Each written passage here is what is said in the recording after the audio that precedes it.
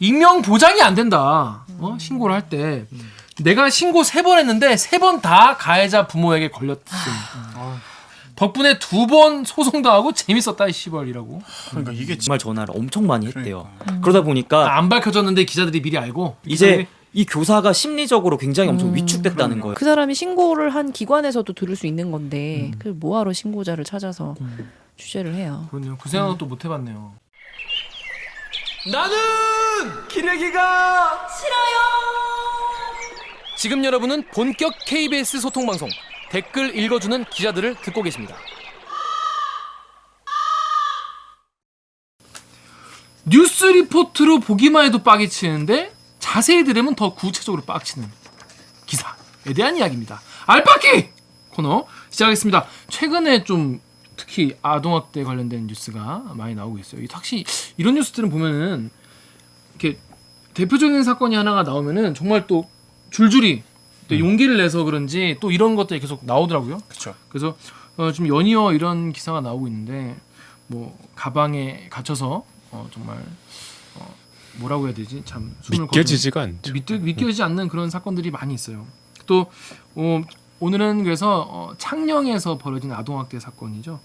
집에서 탈출한 아이에 대한 취재를 이어온 기자와 또 우리가 이런 일이 뭐 매해 뭐 계속 나오는데 알고 보니 6년 전에 이미 이런 똑같은 사건이 있었고 이거에 대한 대응책도 다 나왔었다. 하지만 우리 사회가 그대로다라는 내용을 취재한 기자 2분을 모셔서 이야기를 들어보는 시간 가지도록 하겠습니다. 먼저 경남 창녕에서 벌어진 아동학대를 취재한 박기원 기자, KBS 창원에서 근무하고 있는 박기원 기자가 창원에 있기 때문에 서울에는 지금 일을 해야 되니까 안 와서 전화로 연결되어 있습니다. 박기원 기자 안녕하세요.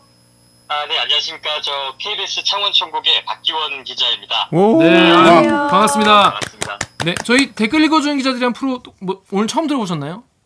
아니 뭐 종종 듣고 있습니다. 네, 진짜로? 검증. 목소리가 굉장히 멋있네요. 진짜 목소리만 멋있는 것 같습니다. 뭐 둘 중에 하나라도 멋있는 거 인정. 인정하는 부분. 걸려들었어. 둘 중에 하나라도. 자, 그리고 지금 스튜디오에는요. 과거에 똑같은 아동학대로 숨긴 이서연 어린이 사건 혹시 기억나는 분도 계실 거예요. 이서연 어린이 학대 사건에 대한 보고서를 심층 취재한 박영민 기자 나와 있습니다. 박영민 기자 댓글 읽어주는 기자 시청자 여러분께 인사 부탁드리겠습니다. 안녕하세요, 박영민입니다. 얼마 전에 저기 그 아산병원 아주 공분을 일으켰던 아산병원 내용을 가지고 나왔었던 것 같은데 또 몇 개월 만에 또 다시 나오게 됐습니다. 벌써 3번째인가요? 네 번째. 네 번째. 네 번째. 네, 그만큼 베이비박스 때 베이비박스 때도 한 번 있고 산불 때 한 번 때. 있고요. 네. 그만큼 얘기되는 취재를 도맡아 하고 있는 기자라는 좋아한다. 인정하겠습니다. 인정하고 지랄 미쳤네. 네, 그렇습니다. 일단 그래서 먼저 이 박기원 기자와 창녕 어린이 사건에 대해서 사실 저는요 이 기사를 꼼꼼히 안 봤어요. 왜냐하면 좀만 봐도 너무 끔찍하고 막 너무 힘들어서 막 좀 외면하고 싶었던 그런 기사였어요. 그래서 이 소식에 대해서 많이 아시는 분도 계시겠지만 저처럼 잘 모르시는 분도 계실 것 같아요. 일단 박 기자, 네, 요거 사건이 어떻게 된 건지 개요를 살짝 설명을 좀 해주시죠. 사건 개요는 지난달 29일이죠. 그날 이제 이 피해 아동이 이제 4층짜리 빌라 집에서 옥탑방을 이제 타고 나와서 이제 주민에게 발견돼서 아동 학대가 발견된 그런 사례인데요. 네. 그래서 이 아동이 나와가지고 경찰에 가서 그리고 아동보호기관에 가서 부모에게 정말 가혹한 학대를 당했다 이렇게 진술하면서 이제 많은 이제 공분을 산 그런 사건이라고 볼 수 있습니다. 네. 덕후의 익명님이 이 아이에겐 정말 목숨을 건 탈출이었던 것 같다. 또 루리앱의 아쿠시즈 여신의 그것이라는 분이 어른도 삐끗하면 떨어져 사망할 수 있는 위험천만한 저런 곳을 9살짜리 애가 살겠다고 넘어갔구나. 반대로 보면 그나마 옥상이라도 탈출할 수 있는 공간이 있었던 거고라고 하셨는데 혹시 박 기자는 거기를 가보셨나요? 예, 가봤습니다. 이제 가서 이제 현장을 조금 확인했는데 그 빌라가 그 피해 아동이 살고 있는 곳이 옥탑방이 딸린 집입니다. 그래서 네. 4층보다 조금 더 높이 있는 곳이고 음. 이제 그 문을 열고 나가면 테라스가 하나 있는데 네. 피해 아동이 이제 거기서 조금 갇혀 있었다 이렇게 진술을 했고 네. 이제 그 테라스를 이제 테라스 난간을 넘어가면은 경사진 지붕이 나옵니다. 네. 그래서 한 이제 10여 미터 정도 이제 옆으로 가면 똑같은 구조의 그런 이제 옆집이 있었는데 10m나? 예, 10m 정도고 정말 제가 한번 올라서 봤는데 아, 그래요. 정말 예, 간이 떨릴 정도의 정말 위험천만하다라고 이제 표현을 해도 무방할 것 같습니다. 그래서 다행히 그 위험을 무릅쓰고 옆집으로 가서 이제 정말 우연찮게도 그 옆집 그 문이 하나 열려 있었어요. 네. 예, 그 만약에 닫혀 있었다면 그렇게 이제 나오지도 못했을 건데 그 문이 하나 열려 있어서 이제 그 집을 통해서 현관으로 나가서 이제 주민한테 발견이 된 거죠. 근데 정말 이게 경사진 지붕 그리고 사진으로 영상으로 이렇게 표현이 안 된 부분이 네. 정말 이렇게 몸을 어떻게 가눌 수 있는 그런 이제 구조물 자체가 없는 구간도 많기 때문에 네. 굉장히 이제 사투를 벌였다 탈출하기 위해서 이렇게 좀 현장에서는 봐지더라고요. 네. 그게 그 여러분들 그 이게 실제로 우리가 이제 뭐 취재나 뭐 경찰 진술에서 또 아이가 진술한 내용에서 전해지는 그 학대의 구체적인 그 내용은 저희가 사실 이 자리에서는 굳이 자세하게 설명드리진 않겠습니다. 궁금하신 분들은 뭐 개인적으로 찾아보시면 될 것 같고 꼭 그거를 뭐 자세히 설명을 해야만 뭐 되는 건 아니니까 하여튼 아이가 살던 집에서 도망쳐 나와서 지붕을 그렇게 높이는 지붕을 타고 옆집으로 도망을 쳐야만 할 정도로 잔혹한 학대였다. 요거를 알아주시면 될 것 같은데 요거 인스티즈랑 네이버 댓글 그 강병수 기자 좀 읽어주세요. 인스티즈의 퍼런 곰팡이님께서 아니 너무 심하네요. 어떻게 저 작은 애한테 그런 짓을 하나요? 네이버에 OECU 땡땡땡땡님께서 생각했던 것보다도 참혹하네요. 11살이면 자기 생각 있고 알 거 다 아는 나이인데 이틀씩 묶여있으면서 무슨 생각을 했을지 마음이 미어집니다. 네, 보도는 9살이라는 얘기도 있고 11살이라는 얘기도 있는데 9살이 맞는 거죠? 뒤에 만 나이로는 이제 9살이고 네. 또 이제 초등학교 4학년이면 또 11살이지 않습니까? 네. 그래서 조금 보도마다 네. 조금 이제 각 사마다 네. 이렇게 나이가 조금 달리 나가는 부분이 있는 것 같습니다. 네. 이게 지금 수사가 지금 진행 중이잖아요. 예, 맞습니다. 예, 이제 의붓아버지가 구속됐는데 이 네. 의붓아버지가 그 발언을 했는데 굉장히 많은 사람들이 분노를 하고 있습니다. 예. 그렇죠. 예, 네. 이 정연욱 기자 그 내용 한번 여기 댓글 2개 읽어주세요. 다음에 시간의 흐름님이 말하는 거 보니 도라이군 사랑해서 폭력을 쓰냐. 네이버의 CCWW땡땡님이 변호사한테 자문을 많이 받았네. 무조건 반성하는 척 불리한 질문에 그런 적 없다거나 가정을 잘못 관리해서 그렇다라고 책임을 회피하는 단어들을 적절하게 구사하는 거 보니까 이놈 찐 악질이다. 머리 굴리는 게 예산놈이 아니야. 취재인 앞에서 이제 두 차례 이제 경찰서 앞에서는 좀 이제 말을 아꼈는데 이제 법원으로 가서는 취재인 앞에서 죄송하다. 딸한테 너무 미안하고 그리고 아직도 사랑한다 이렇게 말했는데 이제 대부분의 이제 학대 여기는 조금 인정하면서도 네. 가혹한 학대는 없었다 이렇게 해서 좀 공분을 샀는데 아마 이 부분이 정말 피해 아동이 그 진술한 내용이 정말 학대라고 저희가 표현하기보다는 이제 좀 고문 수준의 어떤 이제 그렇게 평가를 할 수도 있을 것 같고 그리고 이 아동이 이제 장시간 이제 한 거의 2년 동안 이제 학대를 당했다라는 부분, 참혹한 방법으로 아주 장기간 학대를 했다 그런 부분에 대해서 아마 이렇게 좀 공부를 많이 사고 있는 것 같습니다. 게다가 지금 뭐 아이의 친모, 그러니까 엄마는 지금 뭐 건강상 이유로 조사를 안 하고 있다는 거죠?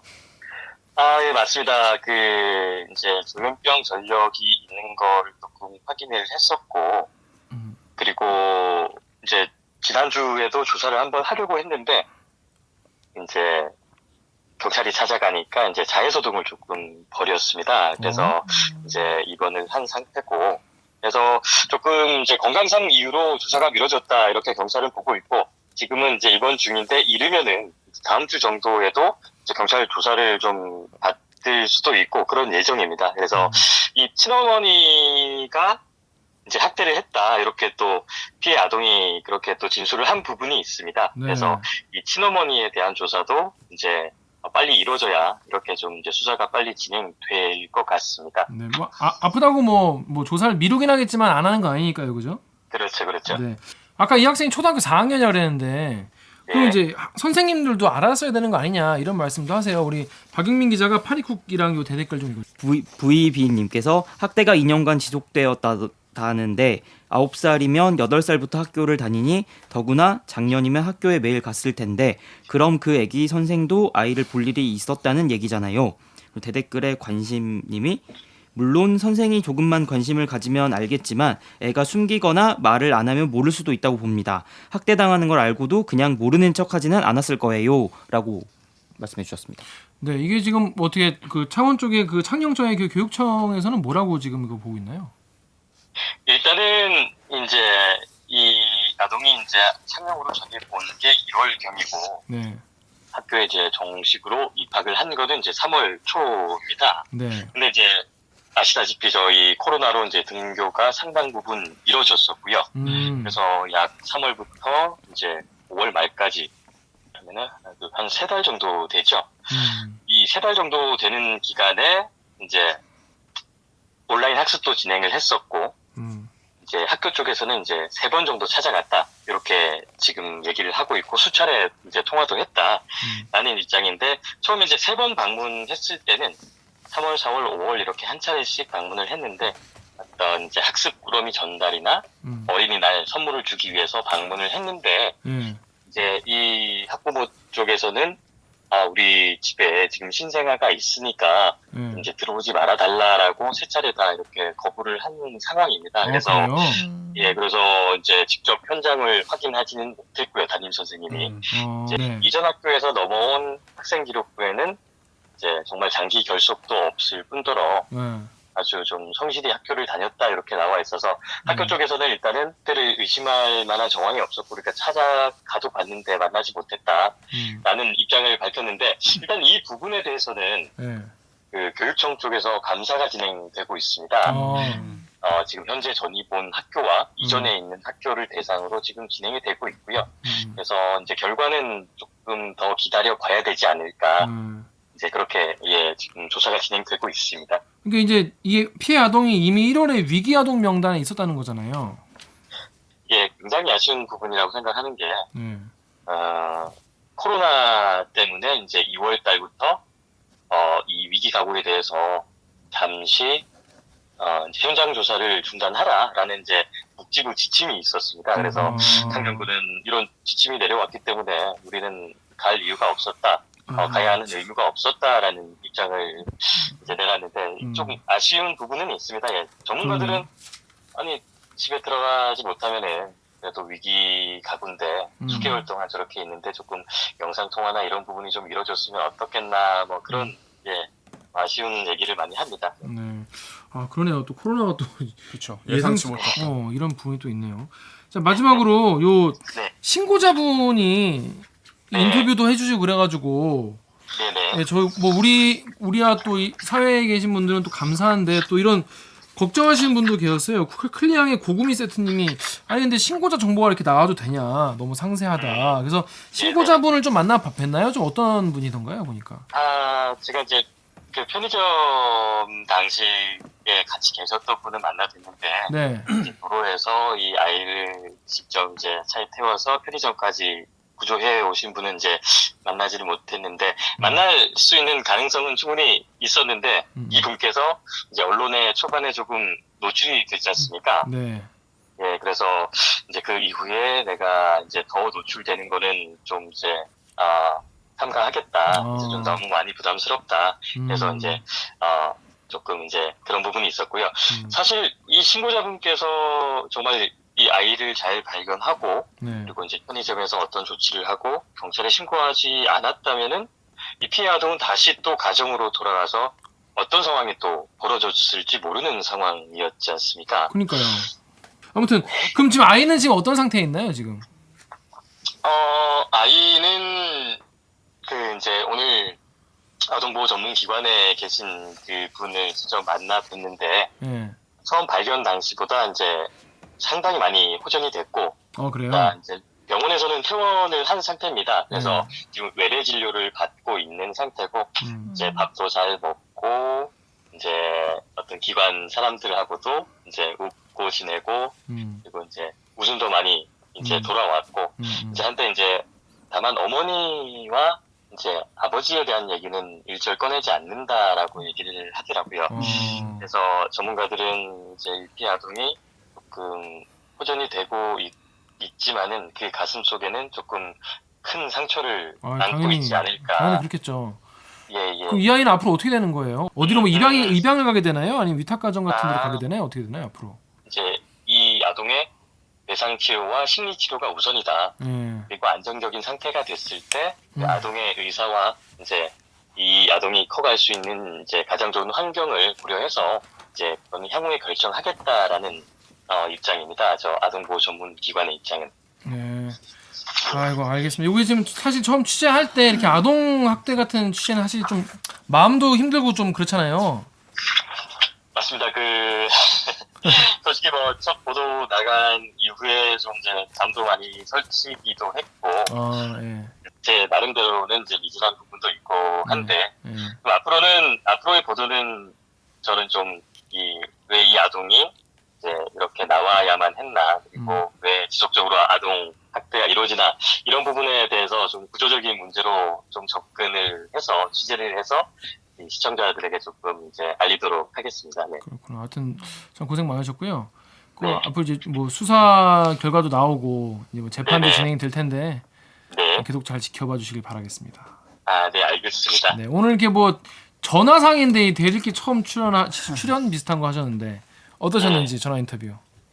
근데 저희가 이제 약 한 수백 킬로 정도 떨어져 있는 상태인데, 그러니까요. 네, 너무 이렇게 진행을 매끄럽게 하셔서 바로 옆에 네, 이거는 뭐 갤럭시 S가 좋아서 사전에 짜진 거예요? 아니야. 하여튼 그렇구나. 하여튼 기회가 되면 다음에 스튜디오도 꼭 한번 모셨으면 좋겠네요.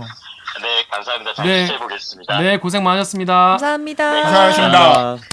네, 감사합니다. 네, 고맙습니다. 자, 지금 경남 창녕에서 있었던 어린이 학대 사건을 취재한 박기원 기자와 통화를 해봤습니다. 자, 박용민 기자. 예. 본인이 취재한 거는 이 사건이 아니죠, 그죠? 이 사건도 일부 취재를 했고 그다음에 이제 천안 네, 사건도 일부 취재를 해서 네, 이제 원래 이 이서연 보고서랑 매칭을 시키려고 했는데 네. 이제 거기까지는 더 완전 진행하지는 못하고 이서연 보고서만 보도를 하게 된 거죠. 그래서 이제 갑자기 지금 아동학대 취재를 박용민 기자 하게 됐는데, 예. 리포트 보면 이제 이서연 보고서라는 이야기가 나오는데 사실 아예 모르시는 분도 많이 계실 거예요. 이서연 보고서 뭔지. 그 이서연 보고서라고 하면은 이제 잘 모르실 텐데 네네네. 울산 계모 사건이라고 하면은 좀 익숙하게 아시는 분도 계실 것 같아요. 2013년 10월 24일에 이제 그 울산 울주군에 있는 한 집에서 욕조에서 아이가 숨을 쉬지 않는다라는 신고가 들어와서 소방이 출동을 해 보니까 이 아이가 뭔가 이상하다라고 해서 이제 조사를 해 보니까 이 의붓 어머니에 의해서 지속적인 학대로 갈비뼈 16대가 부러져서 그 하나가 폐를 찔러가지고 결국에 숨진 사건이고요. 그 사건 이후에 이제 왜 이 아이가 이렇게 죽을 수밖에 없었나를 이제 국회의원 그리고 이제 저기 민간 단체가 함께 이제 조사를 진행해서 내놓은 보고서입니다. 그렇습니다. 참 가슴 아픈 사건인데 이게 발생한 게 2014년이라고요? 2013년 10월이고요. 이 2013년. 보고서가 지금 제가 들고 나왔는데 네. 이게 이제 2014년 4월에 예.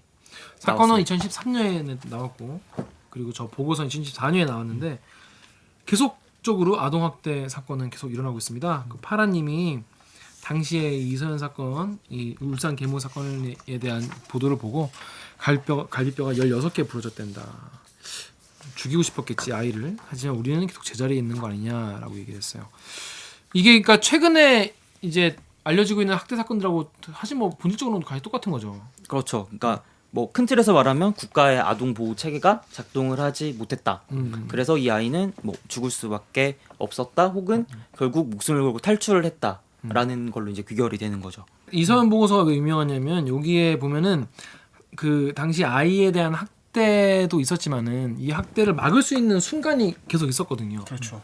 근데 그거를 막지 못한 혹은 막지 않은 사회의 어떤 구멍에 대한 이야기가 있어요. 우리 강병수 기자가 여기 KBS 사이트 마이클 최님 댓글. KBS 사이트 마이클 최님께서 상담원인이 하는 이것들 전부 허투루 일을 처리하고 고통당하는 아이들 입장을 살피지 않아요. 왜냐하면 학대당한다고 하면 정부나 단체에 비용이 들어가고 귀찮은 절차가 있기 때문인데.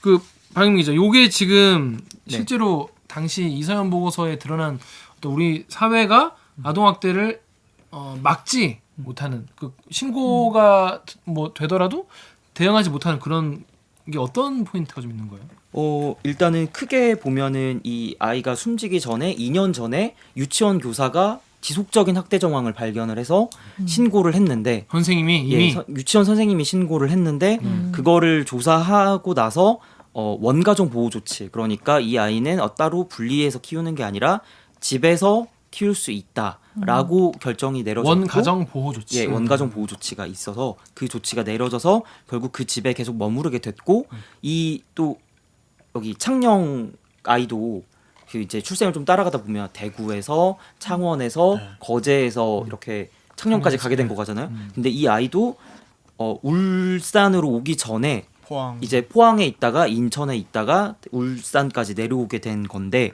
그 과정에서 이 학대가 있었다라는 게 기관으로 인계가 제대로 안 됐고 인계가 됐는데 그게 조금 수준이 좀 낮춰져서 학대라기보다는 이 엄마에 대한 관리가 좀 필요함 이 정도로만 해서 넘어갔기 때문에 또 인천에서는 이 사례를 또 어떤 주의 깊게 보지 못했고 더군다나 이 인천에서 울산으로 넘어갈 때도 정말 그런 정보가 하나도 없이 그러니까 넘어가게 된 거고요. 이사를 갈 때 지자체가 바뀌니까 네. 그러니까 옮겨가는 지자체에다가 학대 정황이 있으면 그거를 보고하게 돼 있나 보죠? 이제 이 당시에는 이제 기관으로 이제 이관을 해줬어야 되는데 서류를 정리해서 이제 그 과정에서 이 학대가 발생한 가정이니 뭐 주의 깊은 뭐 관찰 혹은 개입이 필요하다라고 명시적으로 적지는 않았고 이제 엄마가 심리적으로 조금 힘든 점이 있으니 뭐 지지가 필요함 이 정도로 해서 넘어갔기 때문에 인천에서는 이게 응급한 사례는 아니구나 하다 보니까 또 개입을 안 하게 되고 또 이 정보조차 또 울산으로는 또 전달이 되지 않았고요. 근데 저는 궁금한 게 원가정 보호 조치라는 게 도대체 왜 있는 거예요? 원가정 보호 조치가 이제 왜냐면 법에 학대를 당했으면 당연히 네. 그 가정에서는 아이를 돌볼 수 없을 거라고 생각하는 게 상식적인 거잖아요. 근데 네. 원가정 보호 조치라는 제도가 도대체 왜 이제 쓰이고 아동 있는 복지의 건지. 개념 이제 전문가들의 의견을 들어보면 네. 이 아이를 무조건적으로 집에서 분리시키는 것만이 최선은 아니다. 부모와 분리. 가능하면 이 집에서 이 아이는 클 수 있으면 커야 되고 이제 그거를 이제 그 법이 이렇게 아동복지법의 4조 원가정 보호 원칙이 이렇게 정해져 있는 건데 다만 이제 이게 성립을 하려면 아동학대가 일어난 집에 조금 더 강력한 개입이 돼서 이 발생했을 때는 이 가정 전체에 대한 어떤 조사 혹은 치료가 필요한 부분인데 그게 없는 상태에서 원가정 보호 조치라는 원칙만 남아있게 되다 보니까 이 아동학대가 발견이 되더라도 대부분의 아이들은 또 다시 집으로 돌아갈 수밖에 없는 구조인 거죠. 현재도. 현재도 그렇죠. 아, 근데 애들 입장에서 너무 무섭고 끔찍할 것 같다. 자기가 용기를 내서 이렇게 막 신고를 하거나 얘기를 했는데 다시 집에 그걸로 돌아가야 되는 그러게. 거잖아요. 이게 사실 학교에서 일진한테만 막 혼나 뭐 맞고 그래도 무서운데 같이 사는 엄마 아빠가 그런 존재라면 얼마나 무서울지. 자, 우리 오기정 기자 여기 다음이랑 네이버 댓글 좀 읽어주세요. 다음에서요. 인투 더 드림스 님이요. 뭐겠어요. 상담사도 사람이고 한계가 있어요. 결국 사람을 더 뽑아서 계속 관리를 하고 강제력을 부여해야 되는데 예산 올리면 번번이 잘리고 인원 더 뽑으면 공무원 늘린다고 난리치고 정말 바뀌길 바라면 돈과 사람을 투입해야 되는데 그럴 수 있었으면 좋겠네요. 정말. 그리고 네이버에서요. 가츠 땡땡땡 님이 아니 학대 가해자와 무슨 상담을 하겠다고 저 아동복지 상담사는 제정신인가? 이런 댓글 다셨어요. 네, 이 아동복지 상담사가 이 부모님이랑 상담하려고 했었나 봐요. 일단은 이 사건에서 처음에 신고가 들어온 네. 들어왔을 당시에 이 사례를 관리하게 된 상담사가 이 서연이를 만난 건 모두 2번인데 이 2번이 처음에 신고가 들어왔을 때 유치원에서 면담 그리고 이 아이를 데리고 닷새 뒤에 병원에 갈 때 딱 그렇게 2번을 만났고 상담사가 예, 네. 근데 나머지는 이제 그 엄마, 그러니까 의붓 어머니, 아빠, 그다음에 이제 유치원 선생님 하고만 전화 통화를 하게 된 거죠. 아이 빼고. 예. 네. 그러니까 그래서 이제 그러면서 아이에 대해서 물어본 거예요. 그 아이는 요즘 뭐 어떤가요? 뭐 어른들을 뭐 무서워하거나 피하지는 않나요? 이렇게 물어보고 그 들은 대답으로 이제 평가를 하게 된 거죠. 그러다 보니까 괜찮다고 하니까 아 그런가 하고 이제 이게 처음에 위험도가 중이었다가 그 다음엔 다른 항목은 저였다가 아예 없음. 그러다 보니까 위험도 점수가 그 두 달 사이에 26점에서 10점까지 떨어지거든요. 그 병원을 데려갔을 때 의료인들 같은 경우는 소아과 전문의들이 봤을 때는 아이의 몸에 난 상처나 이런 게 그냥 어디서 놀다가 난 상처가 아닌 게 좀 티가 나지 않을까? 그러니까 그런 거는- 그때 처음에 신고가 들어왔을 때 병원에 가게 된 거는 상처가 나고 닷새 뒤이다 보니 사실은 이제 그 흔적이- 사이에 또 상처가 아물 수 있고 이제 아이가 그 상황에서 어떤 적극적으로 또 진술을 못하는 상황일 수도 있고 엄마는 뭐 놀다가 다쳤다 뭐 다른 애랑 장난을 치다가 다쳤다 침대에서 부딪혔다라고 얘기를 하는데 그게 사실 입증 자체는 불가능하다 그렇죠. 보니까 그런 좀 한계가 있었던 거죠. 근데 그런 집으로 다시 돌아간 거죠. 저기 정연욱 기자가 여기 루리앱이랑 네이버 댓글 좀 읽어주세요. 우리앱의 알렉시아님인가요? 학대 아동 되돌려보내서 재사고 난 케이스가 뉴스에도 왕왕 보였었지. 네이버의 HAIP 땡땡땡님이 한 번 학대로 걸린 사람 다시 못 고칩니다. 한 번 속여서 이득 본 사람 그 버릇 다시 못 고치듯이요. 사람 바꿔 쓰는 거지 고쳐 쓸 수가 없더라고요. 다른 사람 다른 길을 찾는 것이 현명합니다. 아니 일단 기본적으로 아동학대하는 사람의 어떤 왜 그런지를 도저히 이해할 수가 없잖아요. 우리가 정상적인 사고는 도저히 이해할 수가 없잖아. 그러니까 무슨 이득이 있다고 이제 자기 애를 그러니까 남의 애건 자기 애건 일단 애를 이게 상상이 안 되잖아 보통은. 근데 이런 사람들은 그 집으로 돌려보내면 설득을 해서 아 그럼 내가 이제 안 때려야지 뭐 이렇게 바뀔 수가 있는 건가? 이게 가능한 거예요? 아닌 걸로 아닌 것 같은데 나는. 뒤에 여러 차례 그러니까 원가정으로 돌려 보내는 게 무슨 부모님이 다 성인이기 때문에 이거를 상담사가 뭐라고 몇 마디 설득을 한다고 해서 애 때릴 거 안 때리고 이러진 않을 것 같은데.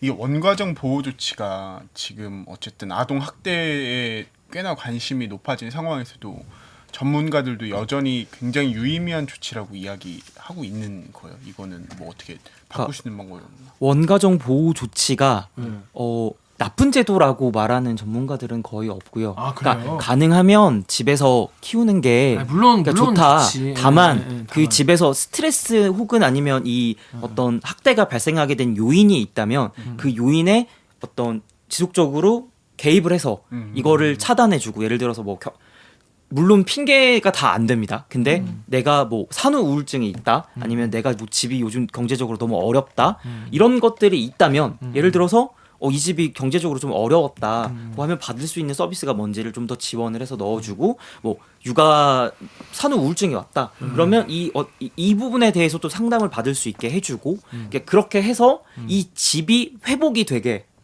돼야 된다라는 사실은 이제 원칙론적으로는 굉장히 완벽한 그러니까 맞는 말인데 스토리죠. 회복이 되나? 아, 네, 나잘 모르겠네. 토요일에 아동학대 전문가가 뉴스 출연했었는데 질문을 했거든요.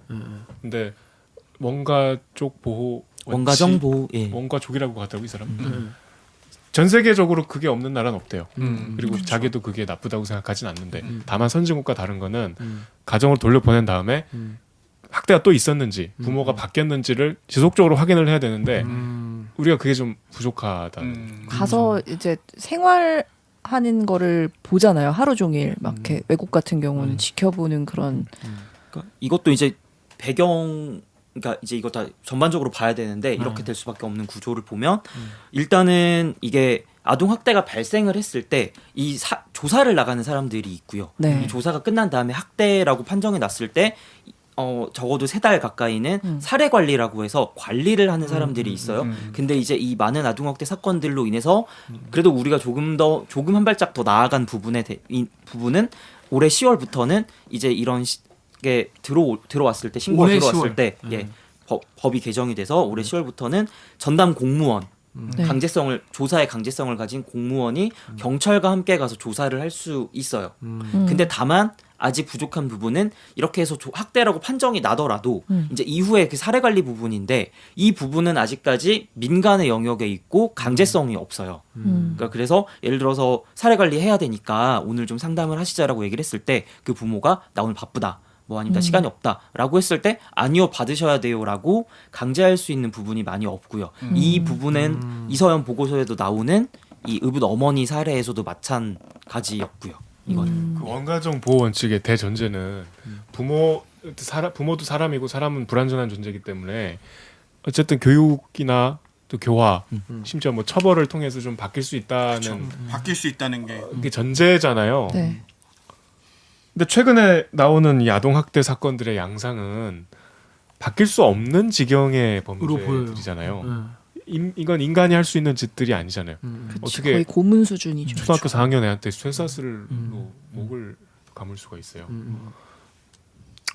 조금 이제는 시대가 바뀌면 법도 바뀌듯이 그 전제는 충분히 뭐 우리가 생각하는 것보다 조금 그 아동 보육의 전문가들의 측면에서 필요한 뭐 대원칙일 수 있으나 지금 이 법을 뛰어넘는 이 엽기적인 사건들을 좀 반영해야 되지 않을까 싶어요.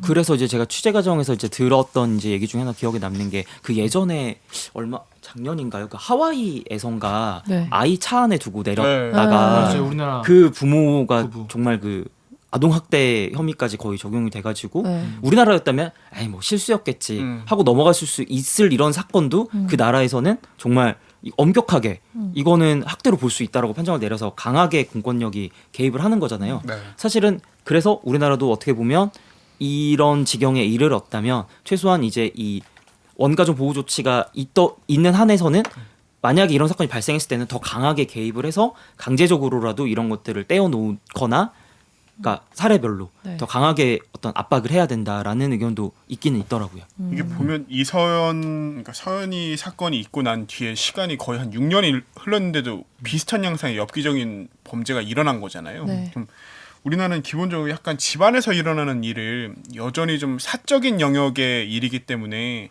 그 사적인 영역에서 좀 해결해야 하는 거 아니냐라는 마인드가 좀 강한 것 같아요. 그게 약간 처벌만 있고 예방을 제대로 못한 상황이니까. 그 가정폭력도 마찬가지잖아요. 이게 비슷한. 가정에서 일어나는 일은 국가가 약간 개입하지 않는 쪽으로 헌법 자체가 약간 네. 그런 식으로 좀 우리나라 기술이 돼 있다고 하더라고요. 우리나라가 특별히 네. 그 예전에 그러니까 저는 제도가 아무리 잘 돼 있으면 뭐하나 하는 생각이 좀 드는 게 이런 게 진짜 저희가 계속했지만 한 번, 두 번 있었던 게 아니고 2016년에도 저도 취재했던 게 생각이 나는데 그때 인천에서 그 이제 아들을 실신할 정도로 때려가지고 욕실에 가둬놓고 해서 이제 숨졌어요.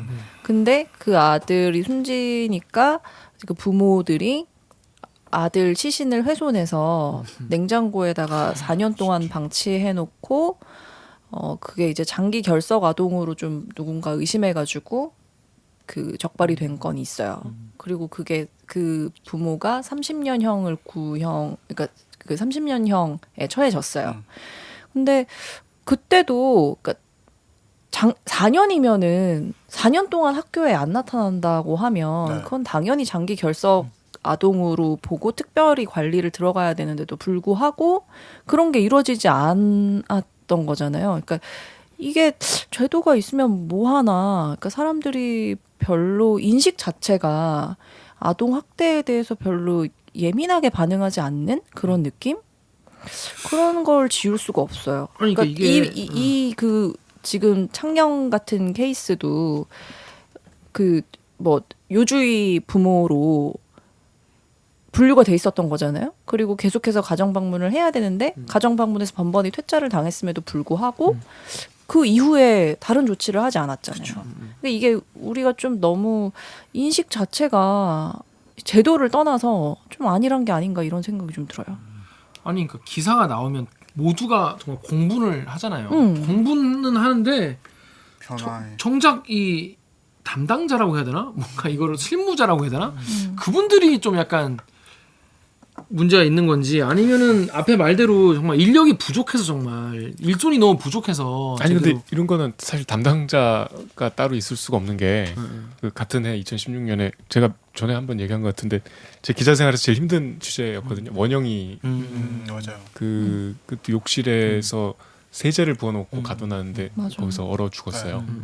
부모는 밖에서 짜장면 먹고 있었고, 그러니까 지속적인 학대를 당하면서 또 밥도 굶겨갖고 유치원에서 뭐 이렇게 음식만 나오면 막 며칠 굶은 사람처럼 허겁지겁 먹었다는 이제 증언.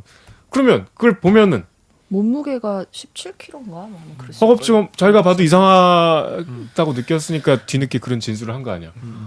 그러면 이 사회가 작동을 해야죠. 얘 왜 이러나? 그게 단지 뭐 그 관할 지자체 공무원 몇 명이 어떻게 커버해요? 맞아요. 그래서 이 학교 선생님, 뭐 유치원 선생님, 뭐 이웃 주민 이런 분들이 사실 신고를 해줘야 이게 되는 건데 특히 이제 선생님들 같은 경우는 의무적으로 신고를 해야 되거든요. 그런데 강제성이 있죠. 실제로 소연이 같은 경우에도 제대로 이제 선생님들이 눈치를 못 챈 건가요? 이제 보고서에 지적된 부분은 이 교사, 초등학교 교사나 이 어떤 의사 이런 사람들이 이제 내가 신고 의무자였다는 걸 몰랐다라는 부분이 또 지적이 담겨 있거든요. 이제 그때까지만 해도 그냥 아동학대는 이런 겁니다라고 교육만 받았을 뿐 내가 적극적으로 이런 걸 알리고 신고를 해야 될 의무가 있다라는 거를 몰랐던 거예요. 선생님들조차도 그때까지는. 그래서 이 사건 이후에 이제 바뀐 게 제도로서 신고 의무자 22개 네. 어떤 직업에 대해서는 꼭 이거 신고해야 된다라고 이렇게 바뀌게 된 거고요. 신고 의무자는 그럼 신고 안 하면 처벌받는 거예요? 그렇죠. 처벌을 받는데 다만 이 아시겠지만 내가 정말 알고도 안 한 건지에 대한 입증이 조사 과정에서는 좀 어렵기 때문에 이제 정말 고의적으로 신고를 안 했다라고 밝히기는 좀 어렵지만 그래도 내가 법적으로 신고를 안 하면 처벌받을 수 있다라는 전제 자체는 어떤 많은 어떤 신고 의무자들에게는 좀 압박으로 작용하는 거죠. 보육이라는 건 자격증을 받아야 할 수 있는 건데 그렇죠. 그걸 어떻게 모르지?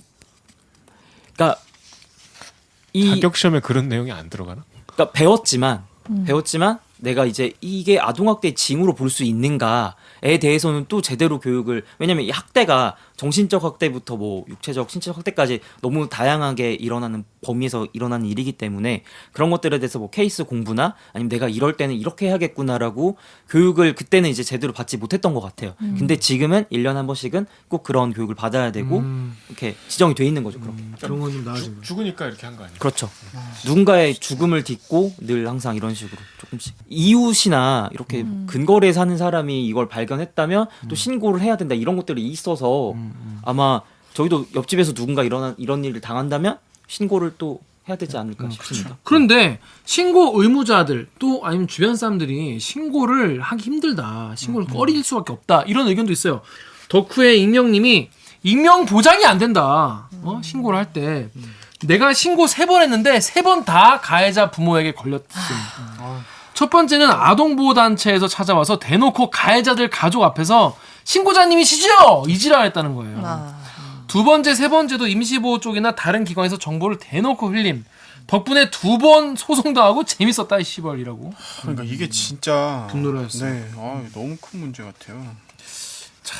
그 이서연 보고서에도 그 부분이 나오는데 아, 그래요? 사실 저희가 첫 번째 이제 2년 전에 신고했던 교사가 이제 유치원 교사라는 걸 저희는 이제 다 밝혀져서 알게 된 거잖아요. 근데 그때도 유치원 교사한테 기자들이 정말 전화를 엄청 많이 했대요.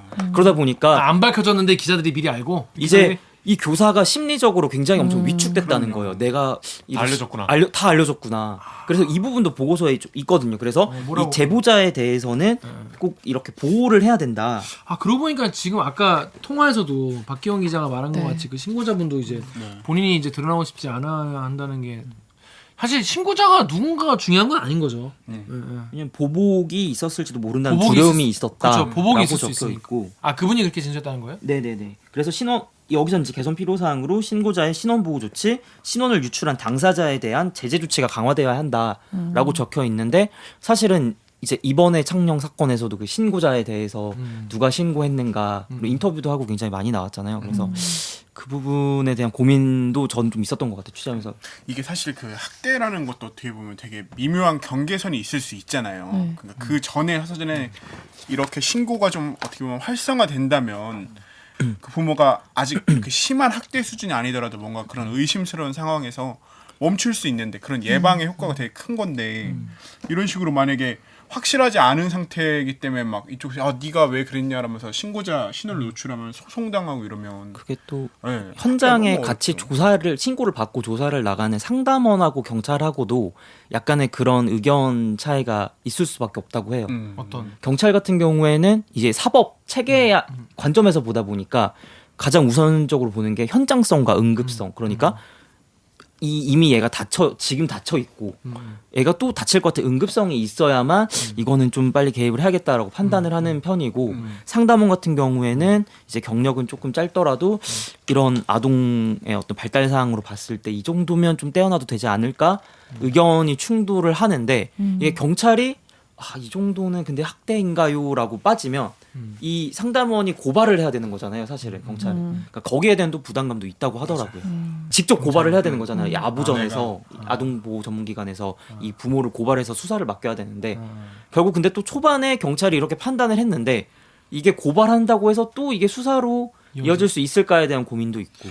그리고 이제 상담 하시는 분들 같은 경우에는 어떻게 될지 예상이 되니까 신고를 하는 거잖아요. 지금 당장 드러난 그렇죠. 피해 상황보다도. 근데 이제 경찰분들은 지금의 피해 상황이 사실 이제 제일 눈에 들어오실 테니까 약간 경중을 따지는데 상담사들 분들이 좀 더 걱정을 많이 하고 좀 더 예방 차원에서 많이 이렇게 부탁을 할 것 같아요. 근데 경찰분들은 약간 현장에서 뭔가 일이 더 수사하는 명확하게 거랑 좀 다르니까. 그래서 그 관점을 좀 줄이기 위해서 뭐 합동 교육을 한달지 이런 것들에 대한 대책을 또 마련하고 있다고 하더라고요. 그러니까 이제 우리가 기자들도 이제 이런 신고자에 대한 관심을 거두는 게 맞는 거네요.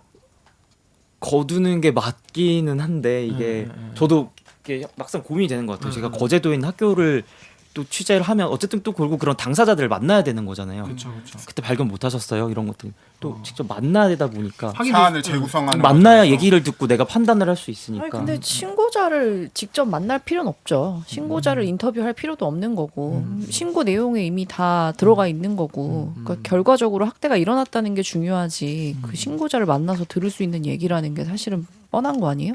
그런 당시에 어땠나? 학대 정황 이런 거는 그 사람이 신고를 한 기관에서도 들을 수 있는 건데 그 뭐하러 신고자를 찾아서 취재를 해요. 그렇네요. 그 생각은 또 못 해봤네요. 신고자를 가능하면 더 철저히 신원을 보장해 주는 것이 어찌 보면 앞으로 아동학대를 좀 그쵸. 줄일 수 있는 더 많은 신고를 음. 할 수 있게 해주는 그런 그러니까. 계기가 되지 않을까 싶습니다. 그렇네요. 그건 또 생각을 못했네요. 그렇습니다. 여기서 이제 제가 눈에 띄었던 거는 이제 부모 교육.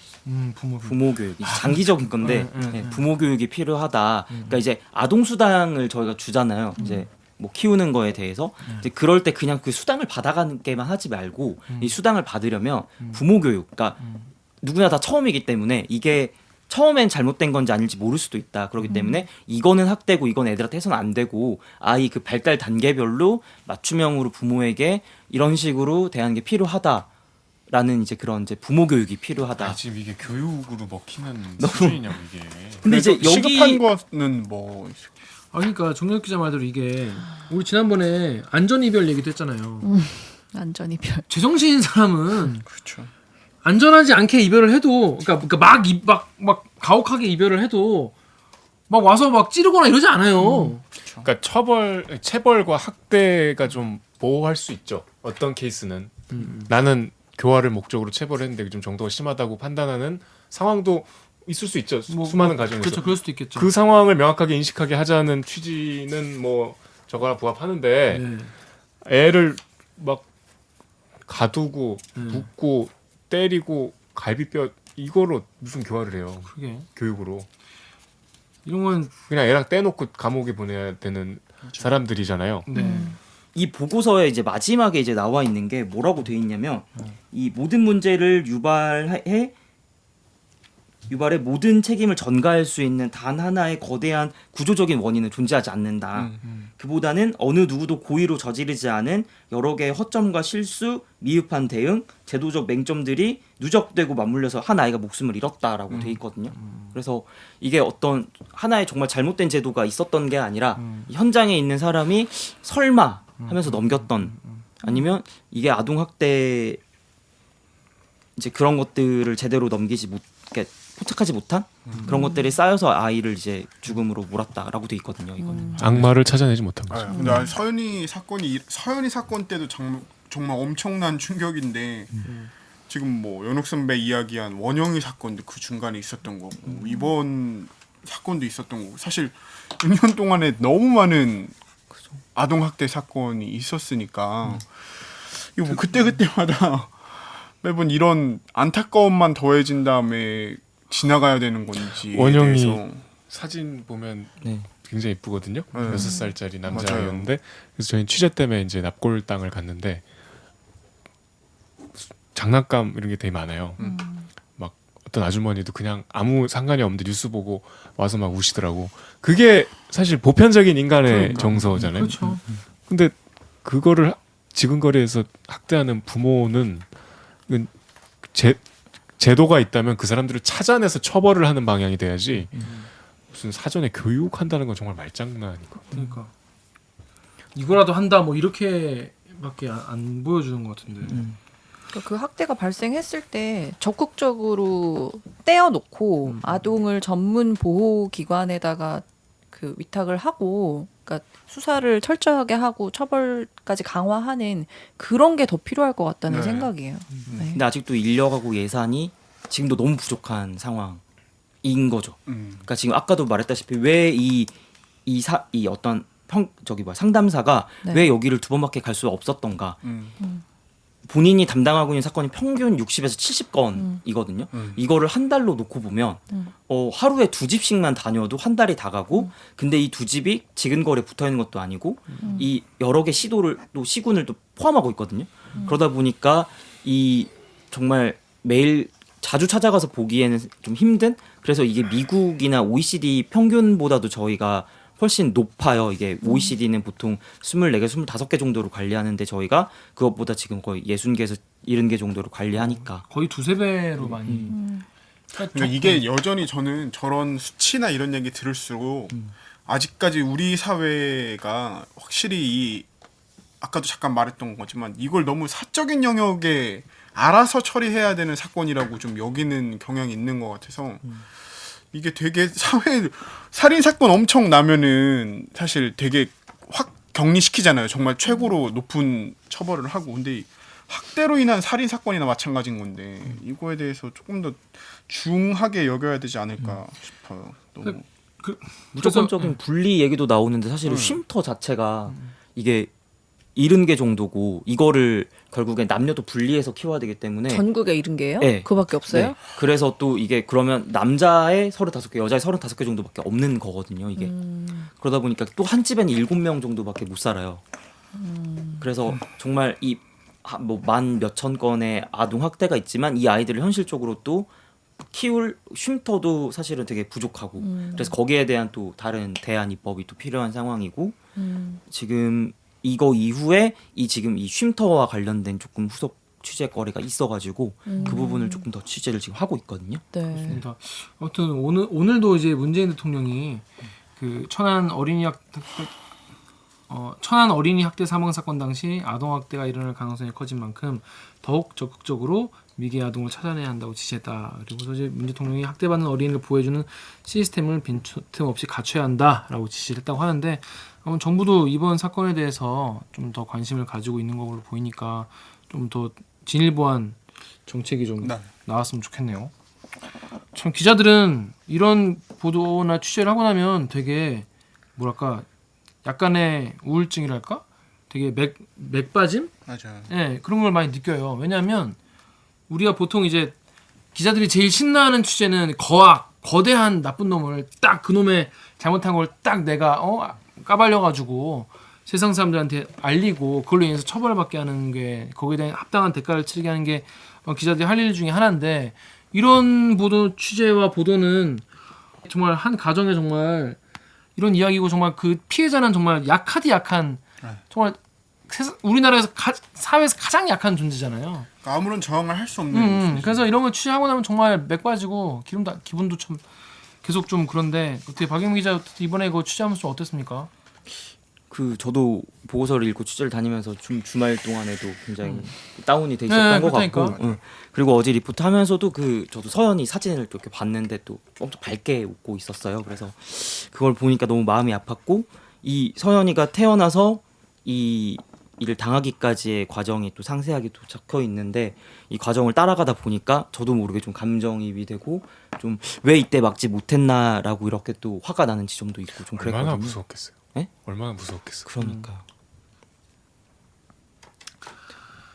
아무튼 저희 기자들은 이 기자들이 해야 할 일을 열심히 하면서 이런 아동학대가 더 앞으로 우리나라 정말 근데 이 아동학대를 아예 뭐 원천적으로 막을 수 없겠죠. 이거 뭐 가정에서 가족 내에서 일어나는 거 일이니까 하지만 만약에 이게 정말 사회에 조금이라도 이게 드러나게 되면은 우리 사회가 정말 거기에 대한 일을 잘할 수 있는 그런 시스템을 갖출 수 있도록 저희 기자들도 앞으로 열심히 노력을 하겠습니다. 자, 그럼 오늘 방송도 참여 방법 알려드리면서 마무리하겠습니다. 기자님들. 평소에는 순둥순둥하지만 나쁜 놈들에겐 참지 않는 댓글 읽어주는 기자들은 매주 수요일과 목요일 유튜브 팟빵, 아이튠즈 파티, 네이버 오디오 클립 그리고 KBS 라디오 앱 콩의 팟캐스트를 통해 업로드됩니다.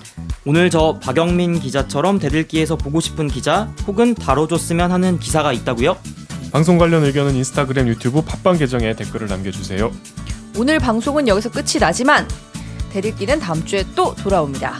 오늘 방송에는 좋아요 버튼을, 대들기 채널에는 구독 버튼을 잊지 말고 꼭 눌러주세요. KBS 뉴스 좋았어. 또 만나요 꼭. 안녕. 고생하셨습니다. 고생했어. 아 이거 주제가 이러니까 진짜 무거워진다. 그래 무거운 얘기야 이거.